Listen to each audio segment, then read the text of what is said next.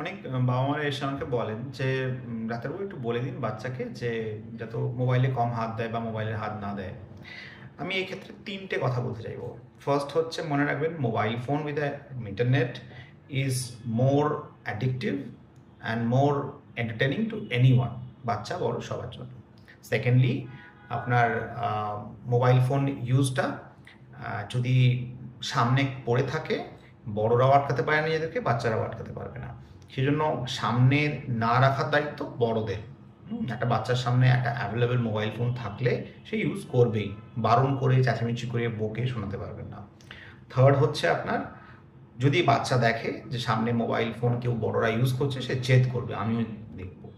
তো আমাদের দায়িত্ব, বাচ্চাকে যদি এনগেজ করতে চান, মোবাইল ফোনকে যদি রিপ্লেস করতে চান, মানুষ দিয়ে রিপ্লেস করতে হবে, অন্য কোনো খেলনা বা অন্য কোনো জিনিস দিয়ে নয়। একটা মানুষ ওয়ান টু ওয়ান কথা বলছে, সেটা কোনো মানে কোনো বাচ্চার অন্য কোনো রিলেটিভ হতে পারে বা কেউ কোনো কেয়ার গিভার হতে পারে, যে কোনো মানুষ বা অন্য কিছুতে, বাচ্চা কোনো কিছুতে ভর্তি করলেন যেখানে সে তাকে শেখানো হচ্ছে কিছু, এটা এনি হিউম্যান বিং। তো এটা প্রয়োজন। তো এটা ছাড়া আপনি যদি ভাবেন যে শুধু বলে বকে মেরে করবেন, তাহলে অন্য সমস্যা হবে।